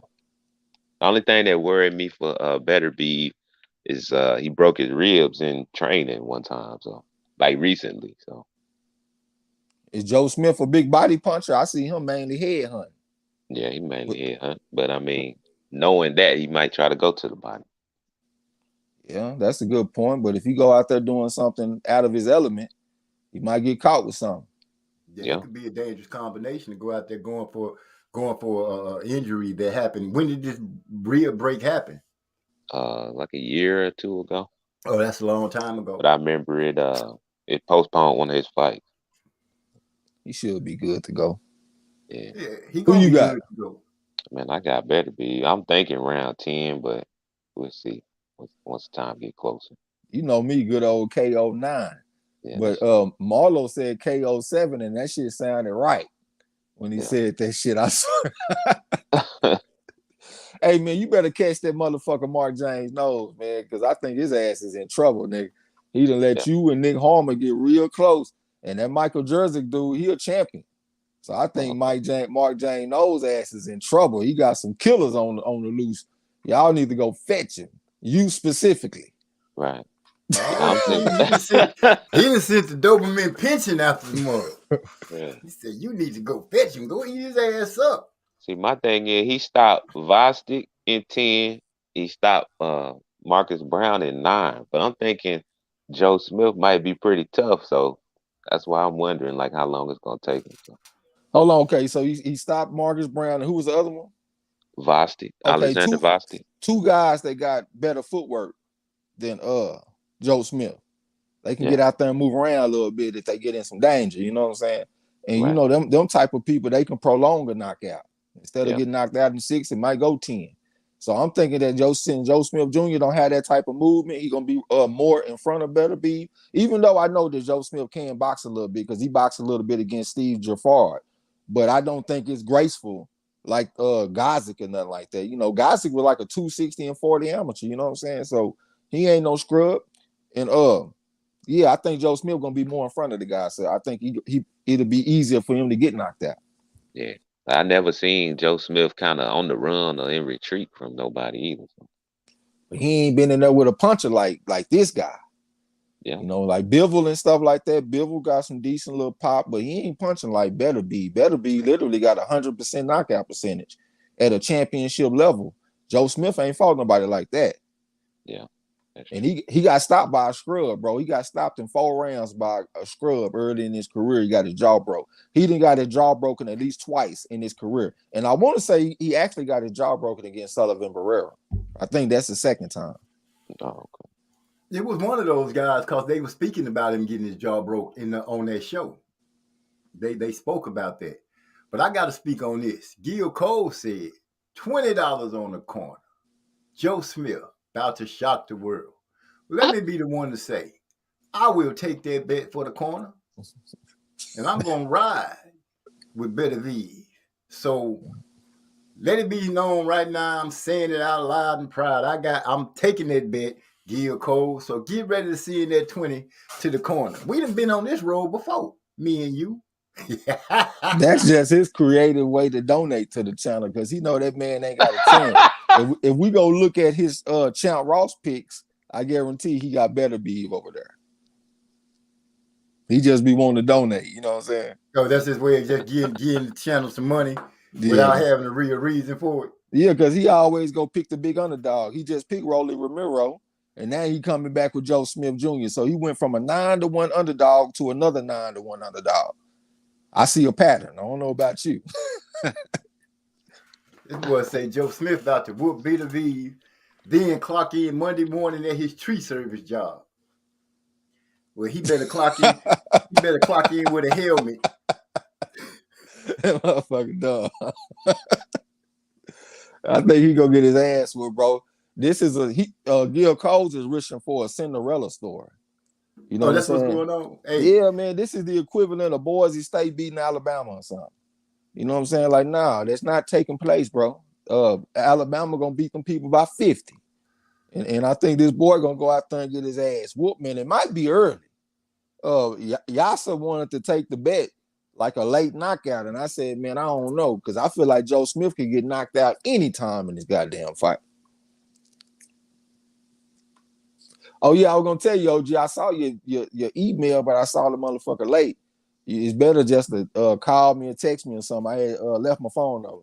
yeah, I saw it. I was at work when I saw it. I was like, dang, but I got you. I had planned on hitting you. I'm just trying to figure out what's the best time. I don't want to mess with you on the time that you're doing your woosah thing.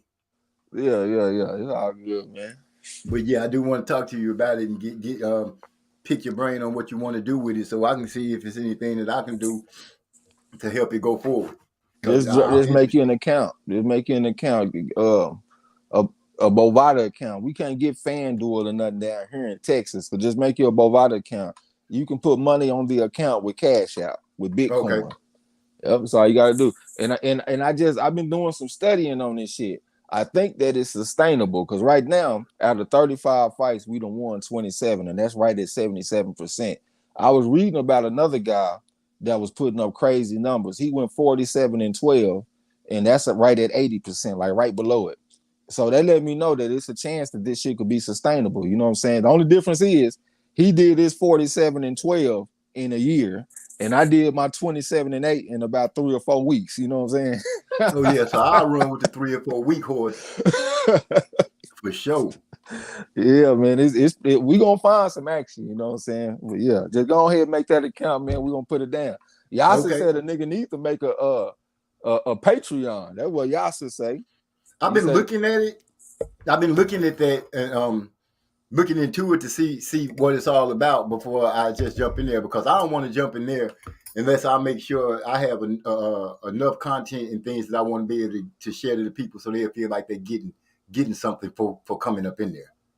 And that's how I feel too. And that's why I kind of like this idea, because if you subscribe to the Patreon and I'm providing you some winning picks where you can make some money on the side, I think that I'm providing a service for your subscription fee. And I feel like it's a good exchange. You know what I'm saying? Right. Yeah. So yeah, I've been looking into that. So once I figure out my plan or what the attack is on there, then I'll figure it out, because I don't want to have the same plan of attack on any platform that I'm on. Like with the Spotify, I tell stories. Over here we talk boxing and do music. Oh, and you see the all day up there. That's to let everybody know that song will be out July 8th by the Track Titans on Apple Music, Spotify, iTunes. It's gonna be on everything pretty much to play that you can get music off of. The first single coming out July 8th. Already. That date has been signed, sealed, and delivered. You said July 8th? Yes, sir. Already. Man, let me tell y'all about some BS I just saw on Boxing Scene. Devin Alexander about to fight DeMarcus Corley on July 4th. Man, I hope they don't put that shit on the Sean Ross, man. That's exactly what I'll be talking about. They're the type of fights I'm gonna go out there and lose 9 out of 10 times. Might be an exhibition though. Well, hell, that's good. So, Scientist, when you gonna I'm glad you're here, because I want you to let everybody know when you gonna do your first show. Shit, I don't know. I got this new little software that I'm trying to figure out if I can make videos on it. So. Okay. Yeah. Dang, it's the OSC that you could put videos together. You trying to put them together before you put them into your program show? Yeah, I'm just first I'm gonna just post some videos and see how that goes. Okay, great looking on that that eyeball that you told me about. Yeah, man. Man, I checked that out. I just got to see if they got it. Excuse me, they got shit. Hold up. I just got to make sure that They got it for my kind of mic because I got a snowball. Okay, yeah, they got different kinds. You just have to look around. Yeah, but that would help a lot. So yeah, that was good looking on that. It's gonna cost me a couple of bucks, but it's gonna do what I needed to do. That's gonna work out great. Yeah, yeah, they ain't cheap, but they work though.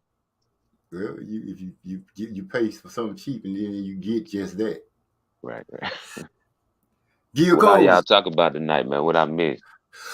you haven't you haven't missed anything important. Trey just got here a little bit before you did. I pretty much was just riffing on things I know because I've been working so much this week and sleeping that I've missed everything boxing. And I pretty much put an APB out for you guys to come and help me and let me know what it is that I missed. But I do know that I'm picking Beterbiev over Joe Smith, and I'm waiting for Gil Coles to give me a sign, give me something in the chat to let me know that the bet is understood and accepted. Oh, okay. I heard you talking about what happened with Belonga, why he bit that man. Yes, what happened with that? He was just frustrated, bro. I mean, this dude got a lot of pressure on him, man, to live up to the legends of Cuba. Not Cuba, but Puerto Rico. They just had a Puerto Rican legend that just passed too, Carlos Ortiz. He done been compared to him because, you know, he was one of the greatest Puerto Rican fighters of all time. We talking about Felix Trinidad, Miguel Right. Cotto, even Coco Kid, you know what I'm saying? So, like, he got to live up to this shit. And plus, he got to live up to his 16 knockouts in a row in the first round that he started his career off with. And shit ain't going like that. He just changed trainers. He got a lot of pressure on him, man. And he had an opponent that was very tough, veteran, hard-nosed, power puncher, and coming forward, walking through shit. And he wasn't able to be as effective as he wanted to. Like, he was out there trying to box the guy. That made me feel a little bit optimistic about him because I was able to see a different wrinkle to his game. But it wasn't going the way that he wanted it to go. And they was in close. When I watched it live, I thought Angulo beat him first. But that motherfucker just reared back and tried to bite the shit out that dude. But he said the reason he did it is because he kept on taking elbows. I wasn't seeing no elbows when I was watching the fight, so I think it was frustration. Wow. Yeah. Wow. But like I said, I felt a little bit optimistic about him, though. I know everybody been just killing the dude lately. I felt a little bit optimistic because I saw a different wrinkle. Like I said, like some fighters, when they try to box, it don't look graceful to me. I remember back in the day, I would watch Lamont Peterson. Like, he would try to box like what he did against Matisse. And I said, man, that shit don't look graceful. The next thing you know, he done got his ass knocked the fuck out. He tried to go out there. It was another fight he tried to fight. He tried to go out there and box. It just slipped my mind, though. But it never looked graceful. When I looked at Belonga, it did look coordinated to me. You know what I'm saying? He ain't looking like Sugar Ray Robinson, but it looked coordinated to me. Like he been doing this shit for a while. And that made me feel more optimistic. But as far as his mental toughness, I ain't having no belief in that. He gonna have to show us something with that. Okay. So he can, his boxing look as fluid as Anthony Joshua. More fluent than that. Anthony Joshua looked robotic. He didn't look robotic to me. He looked more smooth than that to me. He looked like a guy that was possibly 167-17 as opposed to 32-8 for Anthony Joshua. Okay, because watching him try to box, I'm like, it just don't look right at all. It just didn't look right. It's kind of like Sean Porter. You remember Sean Porter? Yes. He always come forward and shit. But then when you saw him box against Danny Garcia, you like, okay, it's a different wrinkle that he's showing here. Sean Porter was 276-14, so it makes sense that he's able to come with a different wrinkle. The same way it makes sense for Edgar Belonga, who was 162-17, to be able to come with a different wrinkle himself. And Sean Porter, he didn't look like Sugar Ray Robinson when he was boxing, but I did see coordination. So I felt the same way about Belonga. I saw some coordination. Still kind of mind-blowing that he beat Usyk in the amateurs. Why is that mind-blowing? No, it's not because he beat Usyk when Usyk was 15, and Usyk started boxing when he was 15. Oh, okay. Yeah, so Usyk was basically a novice when he lost to Sean Porter. Yeah. Usyk is really a phenom down there. If you think about it, this man started boxing when he was 15, and he rose all the way up the ranks. He beat the number 9 guy in the tournament, and then he knocked off the number 1 guy who was Artur Beterbiev in the same tournament. This man started when he was 15 and got a 335 and 15 amateur record. You know what I'm saying? Like, Talented. That's crazy. He talented. Very talented, very talented. Got to give him that. Got to if he did it like that starting at 15. But I got to speak on the fact that see, they got Trey just dropped that big old gem, and it just slipped my mind like that. You said something real important. Oh, Usyk. I mean not Usyk, but Porter. Sean Porter beating Danny Garcia? No, beating Ugas. Ugas. The little history that you just gave behind that, the fact that Ugas was 15, you know, you don't hear that part of the story. You just hear that Sean Oh, you Porter mean beat Usyk? Yeah, Usyk. Yeah, he just beat Usyk, and you know, it's like, wow, Sean Porter took down Usyk. When you just hear it like that, but then when you hear with what you just put behind it, that puts a whole different glare on it. Right. Yeah, because they about the same age, and then when you think about Sean Porter starting when he was about 6, and then Usyk started when he was 15.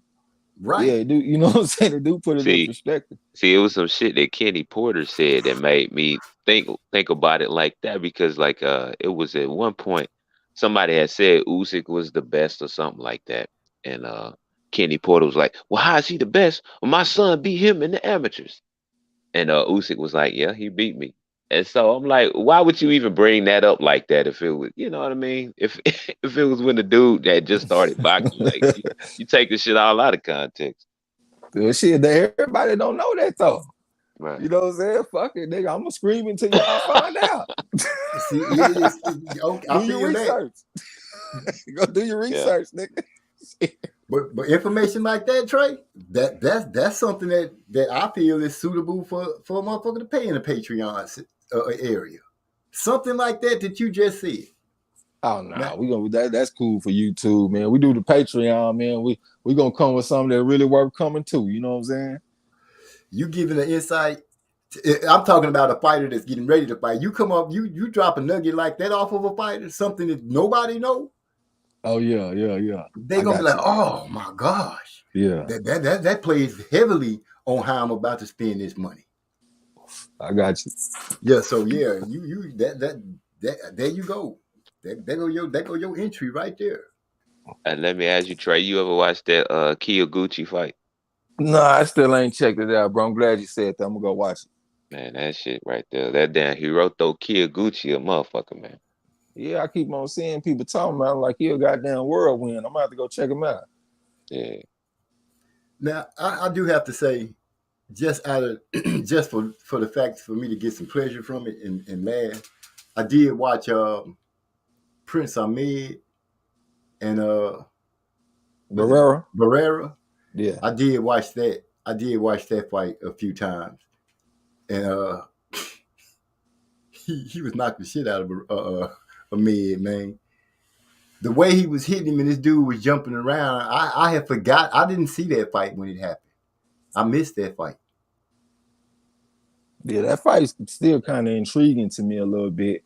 Like if you look at the like different like basic styles, like you'll have like a slick counter puncher, then you might have a pressure fighter, and you might have like an athletic ambush type of fighter. A lot of the time when you have like a slick, smart type of fighter, when they fight like an athletic ambush type of fighter, they'll get beat. Like James Toney when he fought against Roy Jones, you know what I'm saying? So I think Barrera, I don't look at him as like a straight pressure fighter. I look at him as like a smarter type of fighter. I thought all them guys were Barrera, Eric Morales, and Juan Manuel Marquez. But he was still able to beat Prince Ahmed, and Prince Ahmed was an athlete, ambush type of guy, jump in with real hard shots, you know what I'm saying? So normally that type of style beats Barrera's style, but Barrera was able to beat that motherfucker. Hit him with the jab, he beat him with the fundamental. He had Nassim Hamed neck and head and shit spinning all different ways.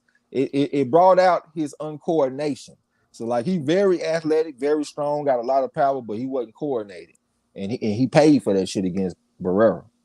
Right. He paid for it badly. because he was eating shots that was just ridiculous. Oh, Gil Cole's answer. He said, "Oh, it's understood, OG. I need your 20 super chat broken down to 10 super chats." Yeah, I like it when you talk noise to me, because I'm gonna send that right back at you. You're gonna be sending some super chats, all right, and pick some good ones too. Cool. You know, getting back thinking about this type of shit, like styles make fights. It makes sense, like while you think about while Gary Antoine Russell was beating Boots Ennis, because a lot of the time, them real athletic fighters and shit, they'll get beat by them pressure guys that stay in your chest. He don't give you room to operate, and that's how he was beating Ennis in the amateurs. He 3-1 against Ennis. So if Ennis in the pros, if he fight a pressure fighter that's gonna stay in his chest and don't give him an opportunity to capitalize off his gifts, he might beat Ennis. That can go to the statement Earl Spence telling me, be careful what you ask for. I was thinking about that too. I don't even really know how to classify Earl, though. We kind of feel like you're a pressure fighter, but then I thought about it. I said, what pressure fighters in history are known for their jabs?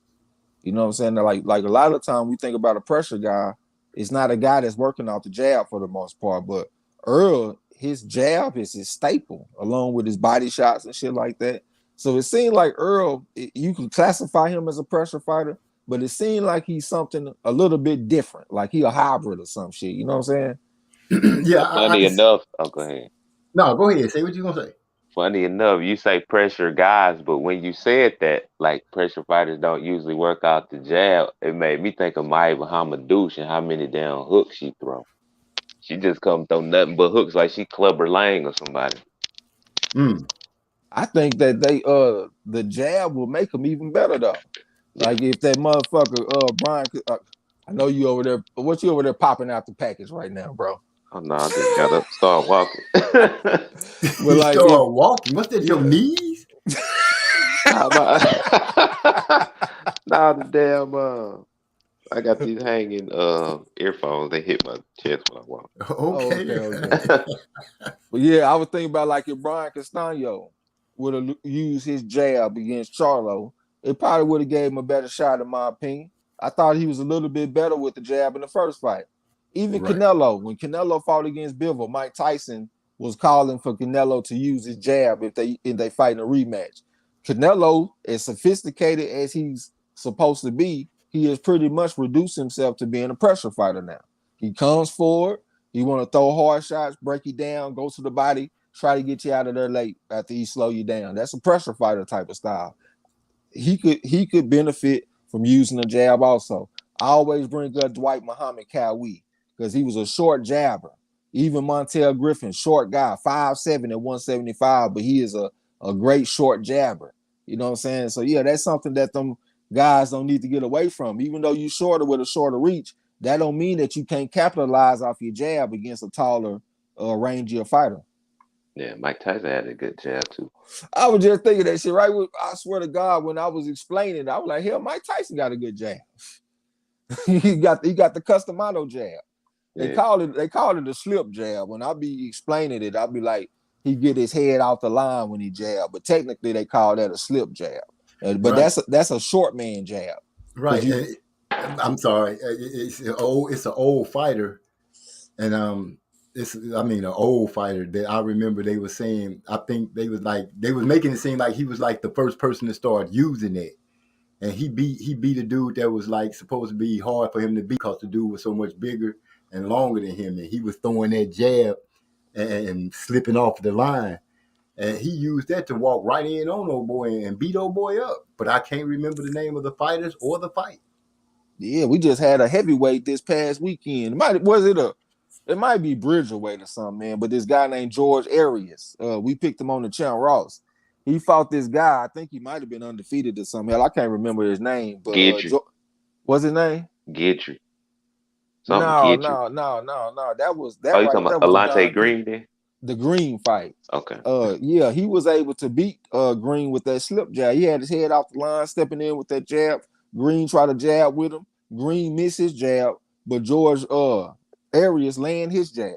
and put himself in position. He went out there and got a split decision. Even though I felt like it should have been a UD, but you know, he used that jab and won the fight. And he came in on short notice.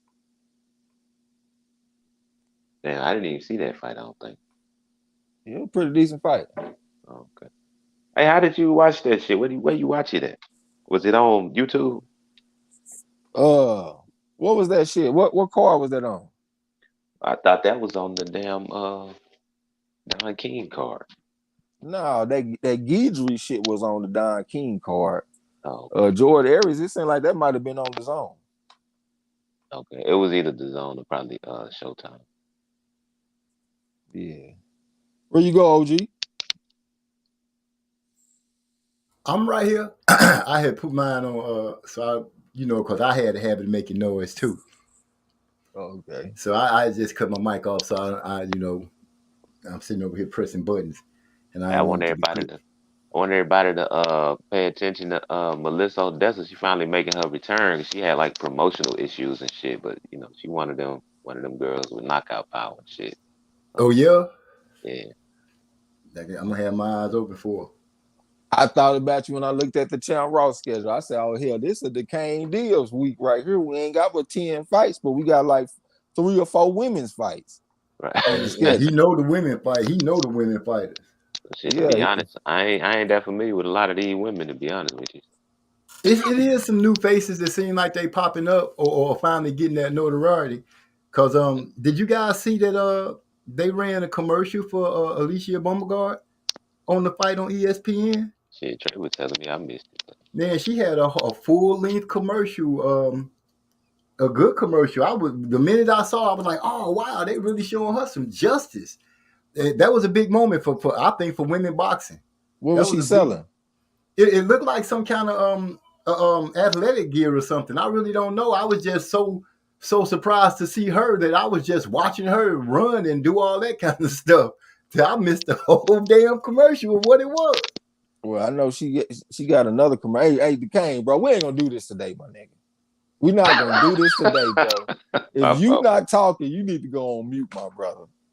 But look, Baumgartner, she already had a commercial a little while back, so I was just trying to see if it was another commercial that she might be getting out there. But on the commercial that I saw, she was selling like some shoes, some athletic type of shoes or something. So maybe it's the same commercial. It might be something different.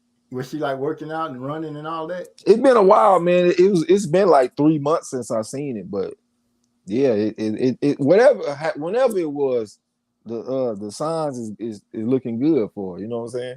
Right. And women's boxing, period. Square business. That's a great thing. That's good. Oh That's yeah, man. Good. I feel good seeing it. Not as good as I did seeing Devin Haney do his thing. But only thing is that don't feel good is that Carissa Shields should have got some love a long time ago, being a 2-time gold medalist, undisputed champion, and all this kind of shit. But she ain't got the look. She ain't got that that widely accepted look by people like Baumgartner got. Baumgartner got that universal appeal. Carissa Shields, she gonna appeal just to a certain demographic of people. So she ain't getting that type of love. So that felt fucked up. But I am happy for Alicia Baumgartner though. Right. Clarissa, I don't know, man. She be shooting herself in the foot a lot of time too, though, because she be just the way she be snapping on people all the time on Twitter and stuff. So she kind of be doing that shit to herself.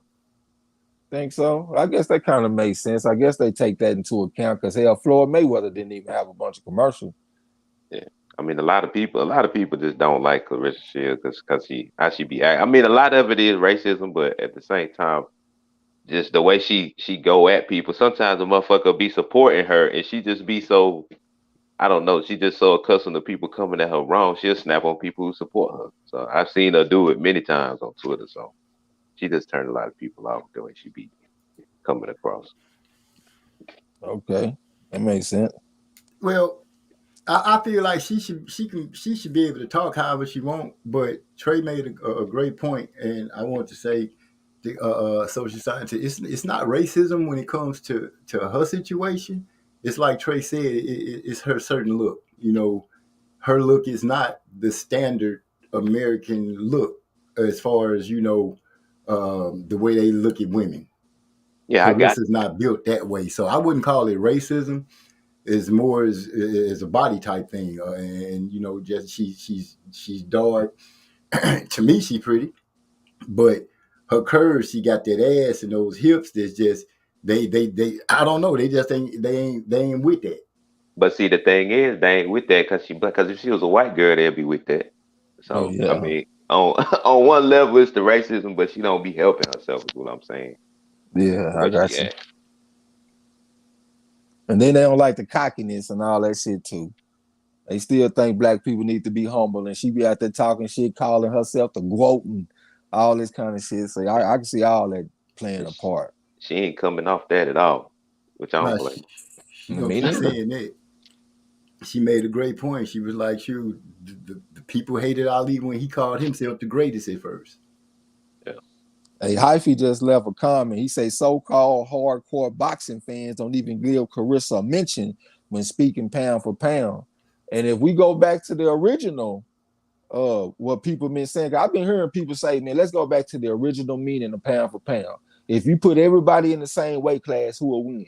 If you put Carissa over there with the men, she gonna get the brakes beat off her ass. So if we go back to the original, she don't belong on the pound for pound list. We're gonna have to have a men's pound for pound list and a women's pound for pound list. The good news is that the women's game has evolved enough where there's plenty of fighters for them to have their own pound for pound list. This ain't the days of Christy Martin and Layla Ali and all that shit where they were fighting cab drivers. These women have come a long way. I don't even remember. I think that was me and DeCane that were watching the fight the other day. It was two women fighting. It was two Latino women fighting. We were like, God damn, these motherfuckers came a long way. Look how coordinated and shit they look compared to back in the day where women was cab drivers, like I said. So yeah, they got enough talent where they can have their own pound for pound list. The problem is we don't have enough knowledge as boxing fans for the most part. You got some people like DeCane that know this shit, but most of us don't have enough knowledge about women's boxing to make a women's pound for pound list, and that's what the problem is. Yeah, Yeah, I can agree with that for sure. It is enough women that's well suited now where they can't have their own pound for pound list. Yeah. So be innovators. DeCane, why don't you make one? I don't know, man. Your boy Ring IQ got one, even though I don't really fuck with him. He probably the best women's boxer. I don't know him. I know you. Yeah, so I don't even know who that is. Right. Because you got valid points and Trey right, and you know more of the women than I do. Definitely more than me. I don't know shit about them. I ain't gonna even lie. Well, I can't say I don't know shit. Hell, I have sat down and watched some fights like that Michaela Mayer and that Hamadouche fight and shit like that. I don't watch a few of them, you know what I'm saying? But I don't know enough to be forming no opinion. Like to be putting it out there that folks need to listen to it. Right. It's just a thought, spitballing here. Hyphy dropped another statement. He says, Clarissa is a fence rider. She said she wanted women's boxing not to be so sexist, but she turned around and did a new photo shoot for Sports Illustrated. I'm going to speak on that. I saw the photo shoot, and usually the pictures that she took was tasteful and artful. She didn't show anything. Just you saw her butt. She didn't show anything revealing like that. She made some tasteful pictures. The way she posed and took the pictures, they were taken tastefully. I wouldn't call that sexist. I look at that as art. Well, I think she a little bit of a hypocrite if she's saying that, but I think Hyphy's example wasn't that good. That shit that she did is something that men and women do. So I can't put no kind of sex into that. But when she does her weigh-ins for fights, she does her weigh-ins backwards a lot of the time. Like she turns around where we can look at her ass while she on the scale. So if you don't want the women's game to be sexist, well, you don't need to be going up there in them bikinis and turning around so we can look at your ass. I was just going to say, maybe she turning around because she don't want you to see the monkey print or something. I don't know. But I done heard her when she got into it with not Hannah Gabriels. What's the name? Christina Hammer. She got into it with Christina Hammer because Christina Hammer was talking about she was prettier, and Carissa Shields talking about I got a bigger ass than her and all that kind of stuff. I knew you was going to say that. Yeah, so she's very aware of what that wagon that she dragged. Yeah, okay. And, yeah, you know, mentioning that when she had that undisputed fight against Marie-Eve DeCarre, when she came undisputed at 154, she was talking about how she could go down to fight Katie Taylor at 147, but they were asking her what it would take, and she was like, "You got to pay me a lot of money because I'm gonna have to lose my ass. You know, I'm still a woman." Yeah, and I actually was happy about. I mean, they women, but I like the fact that they gonna embrace that femininity. But you can't do all that and then say that the women game too sexy. That is kind of hypocritical. Yeah, she say that because it don't benefit her. Okay, Yeah. I'm gonna ask that the judges give us a recess on this and let me go back and reestablish my case to come back and fight for Clarissa. Cause right now y'all hitting me with some shit. I'm like, hold up, man. She did say some stuff, but I can't get my thoughts together to say maybe it was this. There's nothing to defend. Let me tell you something. If you do enough talking, you will contradict yourself eventually. Hell, I go back and I listen to old live streams. I'll be up there contradicting myself. The Kane, it seemed like he caught me in a contradiction the last fight call that I did. Because a guy came in and said, should American fighters want to go over to Australia after it was something about getting robbed. And I said, if Manny Pacquiao can get robbed, anybody can get robbed, or some shit like that. It went something like that. So the Kane was saying, well, I thought you said that Jeff Horn did enough to beat him. Now you saying that the motherfucker got robbed. But when I was answering the question was about American fighters going to America. So I was answering the question in the eyes of American fighters. You see what I'm saying? Maybe American fighters thought Manny Pacquiao got robbed, even though I didn't think he necessarily got robbed. You know what I'm saying? So if you do enough talking, bro, you at least gonna be perceived as contradicting yourself eventually. Nah, I got it once you explain what you were saying. Yeah. Okay. Yeah, I ain't gonna go in no more on Clarissa because I done heard her contradict herself more than that, but I ain't gonna say nothing. Gia Coles want to know, have y'all seen the boxer? I'm gonna change the subject and onto the female boxer named Callie Love. She bad. I ain't heard of her. I have heard that name, but I have not seen the face.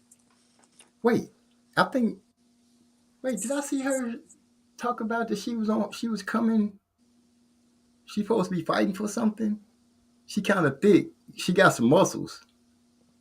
But she is nice looking. If that's the same babe. Because I know Alicia Bumgarner. It's not her. They got a few of them out there that's looking pretty. But I ain't don't even lie. I want to know if they could fight. I don't be doing the right thing when it comes to the women. I be seeing articles and shit. I skip right past them. Oh, nigga, go where I'm comfortable. I'm looking at the male prospects and all that kind of shit. Nigga, I be skipping right past the women shit. So I gotta just get better at that, man. I can't even cap. It is what it is. But I don't know her myself. Yeah, I don't know no up and coming women prospects or nothing. Yeah, it's one named Nicola Hopewell coming out of the UK, but she's gonna be a beast. That sounds familiar. I think I done seen her. Okay. She white. Yeah, she white. Yeah, I think I know you talking about. Let me see. Hyphy said, oh, he talking to Gia Coles. Armin Brown 09, and I see a diamond like a mug, didn't I? I'm gone. That's my Amazon angel right there. What's up with it? She said, hey, LZ, y'all stuttering. Hey, calm down with that there, Pippi. That's Stella Rosa. She beautiful too. She will have you over there stuttering, forgetting your own name and all that old shit. Oh no, don't tell me she's gonna turn you into the guy that's on Harlem Nights. Yeah. or Claude. What's my name? You don't remember your name? Oh, Claude, you know that never happened to me before.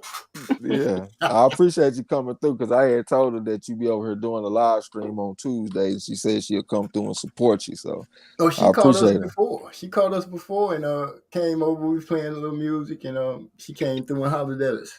So yeah, I appreciate it too. All right. Man. You know what, gentlemen? I'm gonna get off at 10:25, 5 minutes early, but I enjoyed everything.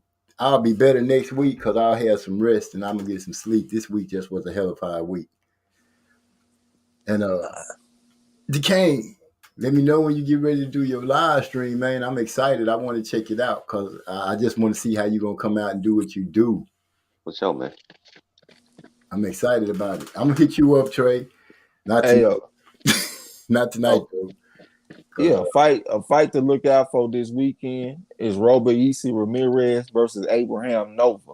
That's gonna be on the undercard for Alta Beterbiev versus Joe Smith. I just want to say that. Okay.